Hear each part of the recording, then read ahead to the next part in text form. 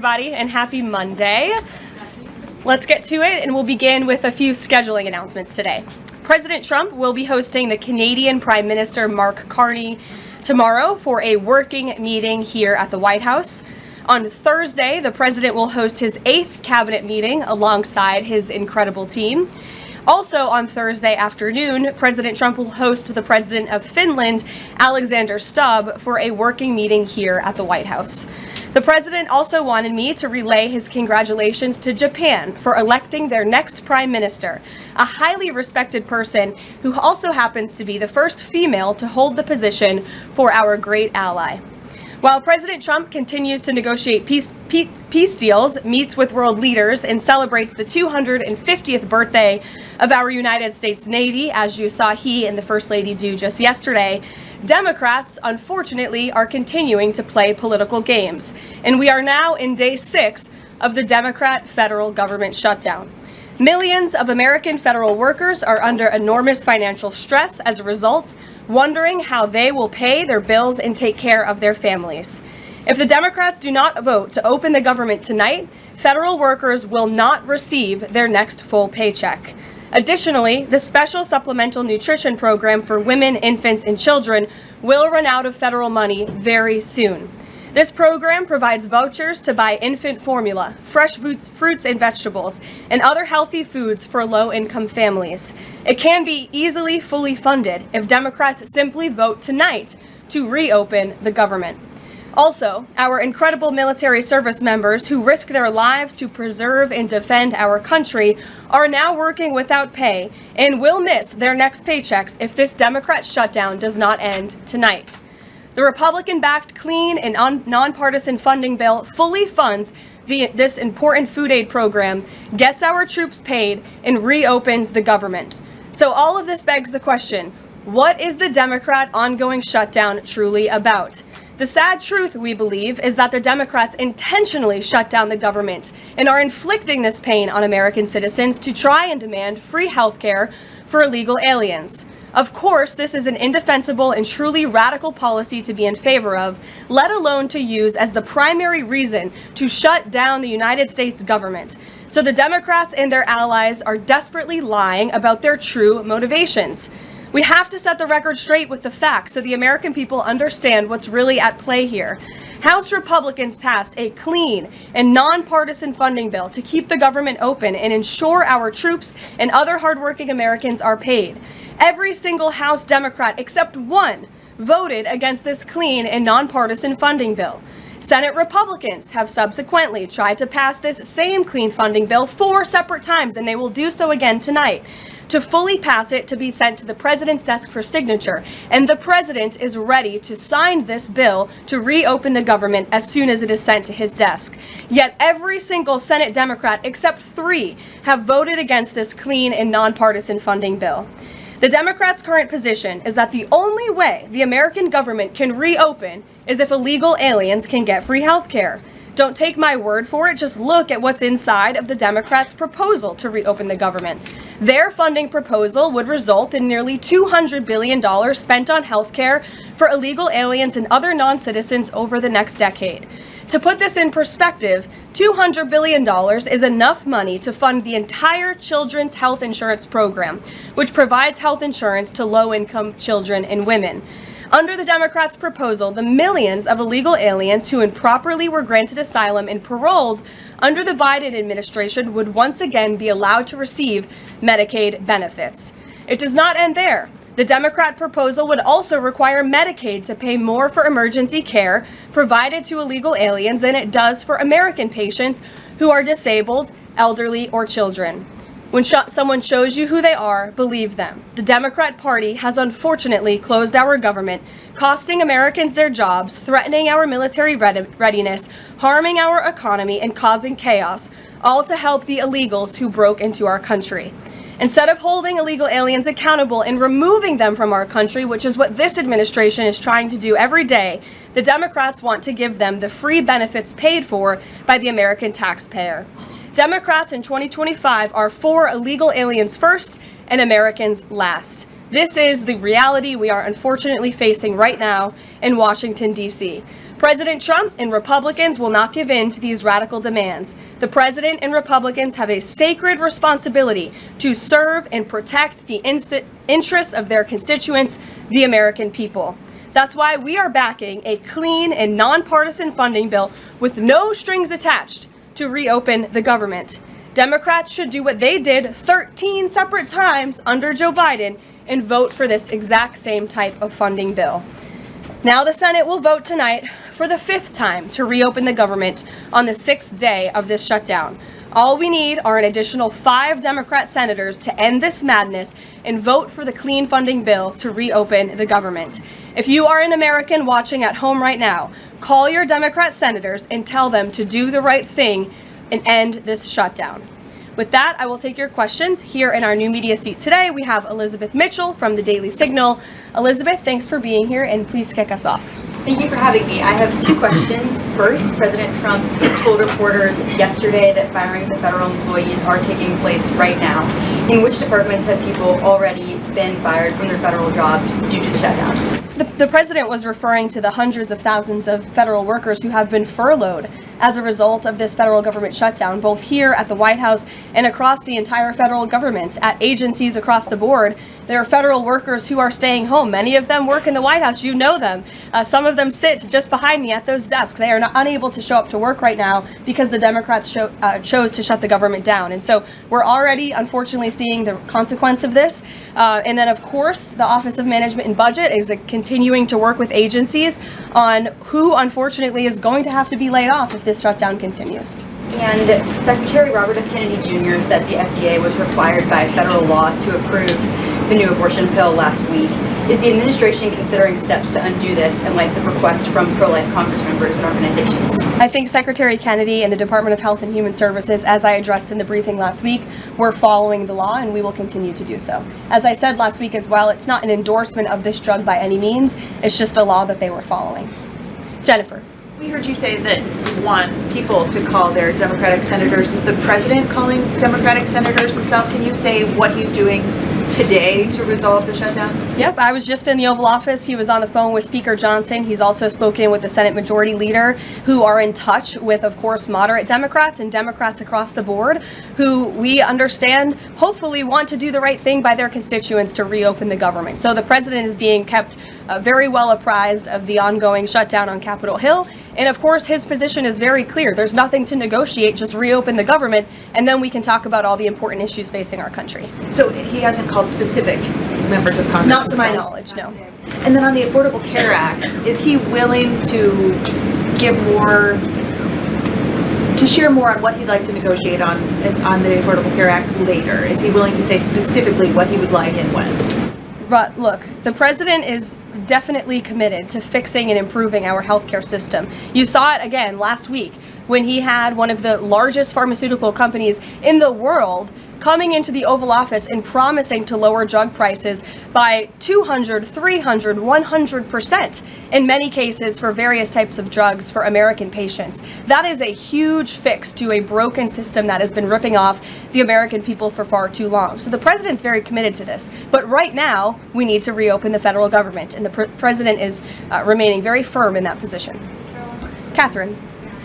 If the vote fails in the Senate today to reopen the government, would that trigger layoffs? Look, again, we hope that the vote will not fail because this administration wants to reopen the government. We don't want to see people laid off. But unfortunately, if this shutdown continues, layoffs are going to be an unfortunate consequence of that. Is there a timing for when that would happen? Well, look, we'll see how the vote goes tonight. Is the White House floating a proposal to cap Obamacare subsidies by denying them to new enrollees? I have not seen a proposal like that. Emily. Thanks, Karoline. The president said yesterday he was considering a phase 2 approach to Venezuela. Is the president considering U.S. boots on the ground or any kind of support of overthrowing Maduro? I won't get into any specific proposals that are being considered by the president and his national security team, but I think we've been pretty transparent and clear in the administration's view of the illegitimate Maduro regime, and the president has taken very unprecedented, tough action to end the illegal trafficking of illicit drugs into our country from Maduro's illegitimate regime. Karoline. Danny, go ahead. Thanks, Caroline. The French government has collapsed again for the fourth time in a year. And I was just wondering if there's any concern in the White House about the kind of ongoing political crisis there. Any thought about whether the President Trump's good friend, President Macron, should either call elections or even resign over that? Well, I can tell you the White House and the National Security Council are very much aware of this situation, but I think it would be imprudent of me to weigh in on French internal politics from the podium, so I will reserve comment on that. Behind you, yes. What is President Trump's expectations for talks today and I guess this week in Egypt? And is there a new timeline that the president is giving all sides to reach an agreement? Yes, there are technical talks happening right now in Egypt amongst Special Envoy Witkoff and Mr. Kushner, as well as the respective parties from all sides. What we saw take place on Friday, and I have not commented on that from the podium yet, is truly remarkable. You've seen all sides of this conflict agree that this war needs to end and agree to the 20-point framework that President Trump proposed. It's an incredible achievement, and the administration is working very hard to move the ball forward as quickly as we can. The president wants to see a ceasefire. He wants to see the hostages released, and the technical teams are discussing that as we speak to ensure that the environment is perfect to release those hostages. They're going over the lists of both the Israeli hostages and also the political prisoners who will be released, and those talks are underway, and the president is very much on the ball and is being apprised of this situation. The president had given a Sunday evening deadline. Obviously, the negotiations have extended that, I imagine. What is that new deadline? Does the president have a time frame in mind to see this phase implemented? Well, the Sunday evening deadline was to hear back from Hamas on the proposal one way or another. And of course, on Friday, Hamas put out a very clear statement in the president's view that they accept the president's framework, and that's why those technical talks are now underway. But again, we want to move very quickly on this, and the president wants to see the hostages released as soon as possible. Steve. How long do you expect those technical talks to last, Caroline? I don't want to draw a red line up here, Steve. Of course, it's very important, as I just mentioned, that we get this done quickly. That's how the president's team feels, so we can get some momentum, get the hostages out, and then move to the next part of this, which is really ensuring that we can create a lasting and durable peace in Gaza, and ensure that Gaza is a place that no longer threatens the security of Israel or the United States. What do you expect to be on the agenda for the president's meeting with the Prime Minister of Canada tomorrow? I'm sure trade will be a topic of discussion tomorrow, and all of the other issues that are facing both Canada and the United States. I know the president looks forward to having that discussion with Carney in the Oval Office. Caitlin. Thanks, Caroline. I have two questions. On the layoff of federal workers, potentially, the president said yesterday that Democrats will be to blame if federal workers lose their jobs. Historically, though, in past shutdowns, workers have been furloughed, but they have not been laid off en masse. So wouldn't that be the president's call to lay people off? As I've said repeatedly, Caitlin, this conversation about layoffs would not be happening right now if the Democrats did not vote to shut the government down. And as I also said last briefing as well, we are $37 trillion in debt, and the government is not receiving any cash. So someone has to look at the balance sheet and be good stewards of the American taxpayer dollar. And layoffs are an unfortunate consequence of that.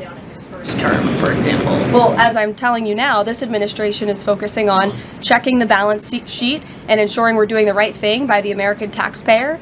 And again, these conversations about layoffs would not be happening in the White House today if not for the Democrat shutdown. And they have a choice to change that. They have another opportunity tonight to do the right thing to reopen the government.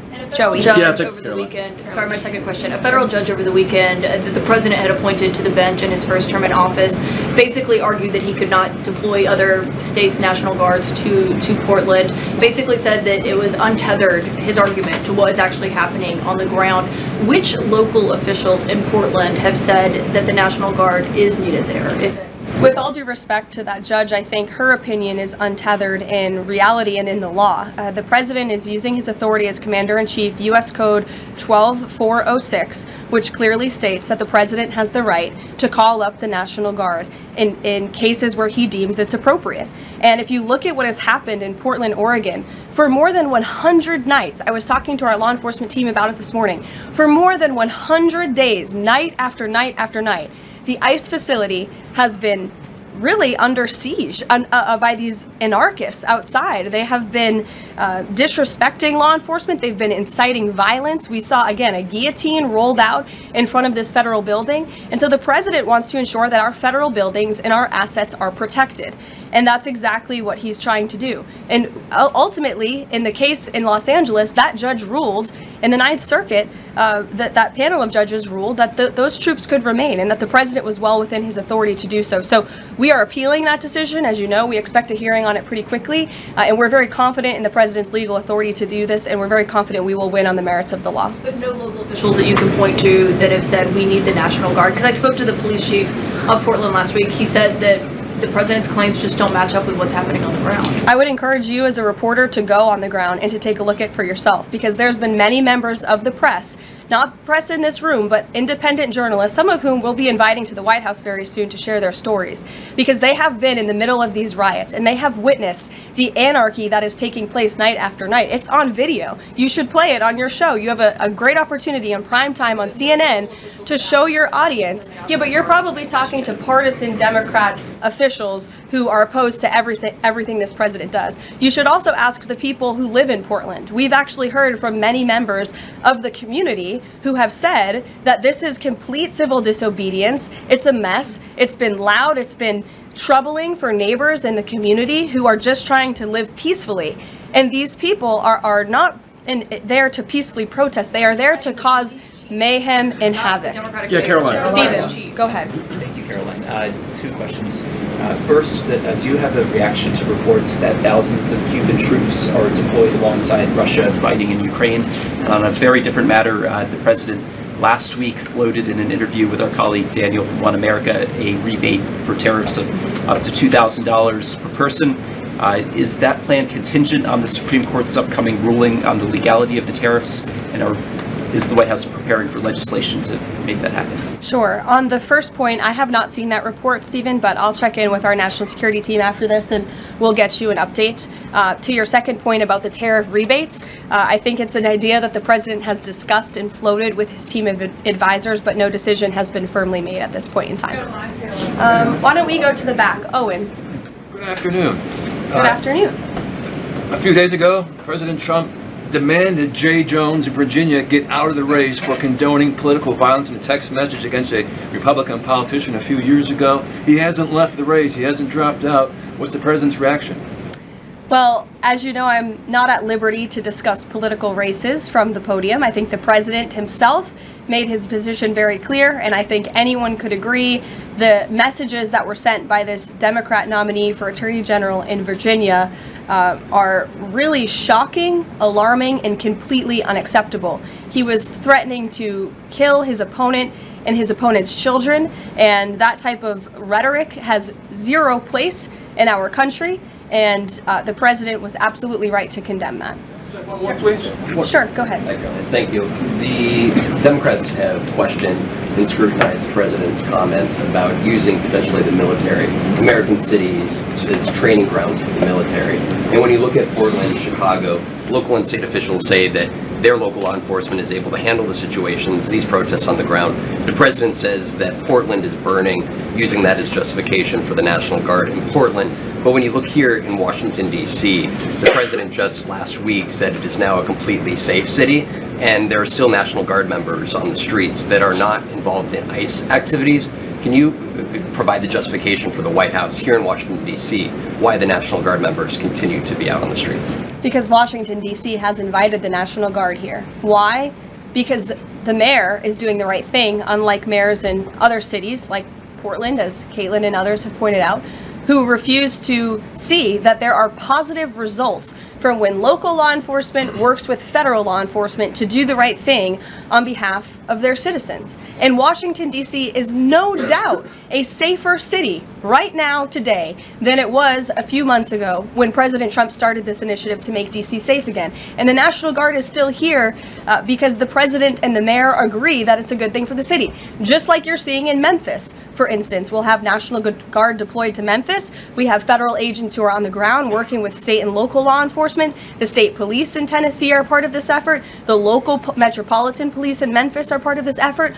State and local law enforcement and federal law enforcement should be working together. And it's a shame that we see in some cities across the country that their mayors are just simply refusing to cooperate because they don't like Donald Trump. And that's what this boils down to. And I don't think any American would disagree that Chicago needs more law enforcement reinforcements, that they need more resources. Look at this headline from over the weekend. At least 30 people shot during the weekend in Democrat-run Chicago. 5 of them were killed in one weekend. This is completely unacceptable, and the president wants to make American cities safer, and he's willing to work with anyone to do it. If the courts allow you to ultimately send in the National Guard into Chicago and Portland, do Democrats not have reason to be concerned that there are long-term plans by this administration to keep U.S. military or the National Guard in American cities, like what we're seeing here in Washington? Why should they be concerned about the federal government offering help to make their cities a safer place? They should be concerned about this. They should be concerned about the fact that people in their cities right now are being gunned down every single night. And the president, all he's trying to do is fix it. And there has been a complete smear campaign by the Democrats and the media, quite frankly. I was reading Political Playbook this morning, one of the most inside the Beltway newsletters you can find. And you guys are framing this like the president wants to take over the American cities with the military. The president wants to help these local leaders who have been completely ineffective in securing their own cities. And we have already seen there's a positive formula for that. Look at Washington, D.C. The murder rate has declined significantly. Our streets are safer. People who live here feel safer. All of you in this room, I know you do, you just won't admit it. And it's a proven system that works, and the president wants to make America's cities safe again. And I don't think there's anything wrong with that. Michael. Thank you, Caroline. 2 questions, if I may. Because the mayor wants them. Michael. These talks in Egypt, if Hamas does agree to relinquish power and give it up, cede power to this transitional technocratic government, if that does happen, would the Trump administration then recognize a Palestinian state? Look, I don't want to get ahead of the technical talks right now, Michael. They're extremely sensitive. They're taking place, again, as we speak, and there's a lot of, there's many things to discuss, of course. This is hopefully we expect and we hope going to be one of the greatest peace deals this world has ever seen. And the Trump administration is working diligently and working very hard to get there. And as I said, Friday, all terms agreed. We have the Arab countries who are working with us. Of course, Israel has been incredible in cooperating with the president's plan and agreeing to it. And we're very hopeful, and we expect that to continue. You tweeted about this over the weekend. Thank you. I was going to you in the blue shirt and tie. Thank you, Caroline. You're welcome. The Daily Mail. Today, the Supreme Court declined to hear Ghislaine Maxwell's appeal. Will Trump rule out granting her clemency? Is that something the White House is considering? It's not something I've heard discussed.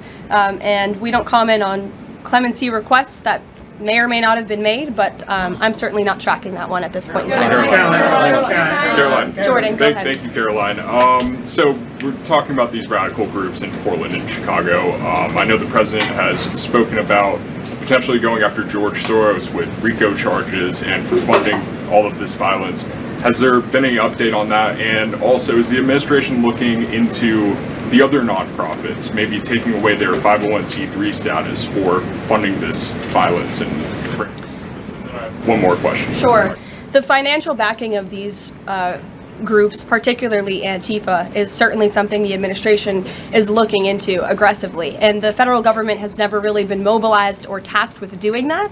So we're kind of kickstarting that into gear. The FBI is working on it alongside the White House's Homeland Security Task Force. We have our intelligence community looking into this as well. And even the Secretary of Treasury is involved with these matters since they are financial in nature. And we will continue to get to the bottom of who is funding these organizations in this organized anarchy against our country and our government. It's a question the American people have been begging the answer for many years, and we're committed to uncovering it. And when we do, I'm sure you'll be one of the first people to know. Separately, Caroline. Thank you. So Gaza, under the president's plan, is going to be governed by a transitional governance of a technocratic, apolitical Palestinian committee made up of qualified Palestinians and international experts. Now, given how radicalized the Palestinian population is in Gaza and in the West Bank, can you offer some insight or guidance into who are some of these Palestinians that are going to be considered for leadership roles in Gaza, and where you're going to be finding them, and do you have any names? We're not quite there yet, Jonathan. The president believes peace is possible in Gaza, and that's why he presented this detailed and comprehensive plan. The first step of that is securing a ceasefire and releasing the hostages, and then those conversations about ensuring a durable and lasting peace can continue. But what do you need to have peace in a region like Gaza that's been war-torn for far too long? You need security guarantees and you need good governance. And so those will be two of the priorities that this administration is focused on. If I may, the president has said he wants the government to reopen this week in a deal. What's going to happen by the end of the week if there's no deal? What's the White House prepared to do? With no deal with what? To reopen the government. Look, as I said, unfortunately, there's going to be a lot of pain inflicted. There already is on the American public, on our troops who are not being paid, again, on women and young children who depend on critical food assistance. We hate to see this. And in fact, the Office of Management and Budget is trying to do everything they can to find funds to get out the door for these vulnerable populations in our country. Again, we shouldn't be having to do that. The Democrats have a chance to change course tonight. I believe the vote's taking place at 6:30, and we urge Democrat senators to vote to reopen the government and to do the right thing. Thanks, guys.